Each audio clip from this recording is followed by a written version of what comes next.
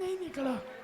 जो परिस्थिति बहुत विकट હતી, પરિસ્થિતિ અમારી બહુ જ ગંભીર હતી। 11 મહિને હું હોસ્પિટલમાંથી બહાર આવ્યો છું અને 45 દિવસ હું વેન્ટિલેટર ઉપર રહ્યો છું।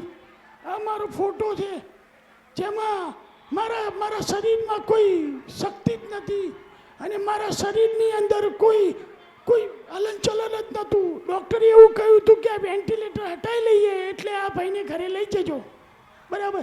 એ પરિસ્થિતિમાંથી આ દાદીએ બાધા રાખી મારી કે અમૃત બાપાની મેરડી હું લઈને આવીશ, મારા દીકરાને સારું થઈ જાય તો હું તારું કામ તરત ધામ લઈને આવીશ। અને આ મારી માડી મને અહીંયા લઈને આવ્યા। આજે હું પહેલી વખત આવ્યો છું, પણ મને કંઈક અલગ જ અનુભવ થયો છે કે ના દુનિયામાં છે ને ડૉક્ટર સિવાય બી કોઈ એવી શક્તિ છે જે આપણા જીવ માટે કામ કરે છે। એ જીવ શિવ અમને તમારામાં દેખાણા અને અમે તમારી જોડે અહીંયા આવ્યા। ગળાની થોડી તકલીફ છે, બહુ ઓપરેશન કરાયા છે એટલે બોલી નથી શકાતું દાદા, પણ અમે જે કંઈ અમારો ભાવ છે એ તમારી જોડે લઈને આવ્યા છીએ।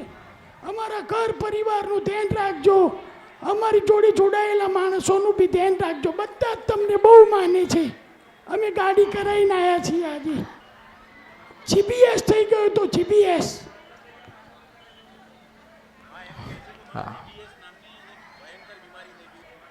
બૈરું ક્યાં? બૈરું ક્યાં? હા, પરિસ્થિતિ બહુ જ ખરાબ હતી। બૈરું ક્યાં? બૈરું હા, હું છું। છોકરા? 2 છોકરી છે।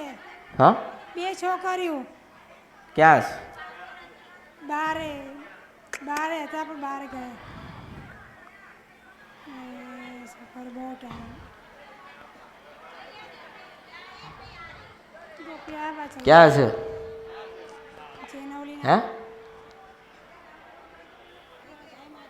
આનું મગજ નહીં હો, હું મેલડી છું। મારો ભાવ કેવો છે કે તમે સુખી થાવ, તમારું જીવન સારું જાય, કોઈ જગ્યાએ જોવડાવું ના પડે, કોઈ જગ્યાએ દાણા ન ખાવા ના પડે। આપણે માના થઈને રહીએ ને, માં આપણી જે ભક્તિ હોય ને સ્વીકાર।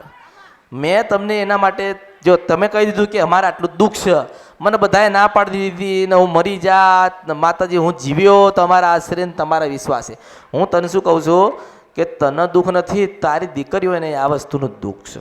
જો તારી દીકરીને મગજ નહીં, તને શરીરમાં તકલીફ છે ને તારી પત્ની બી ઓગળતી જાય છે, હું મેલડી છું। જો તારે જીવવું હોય, તારો દીકરો જોઈતો હોય કે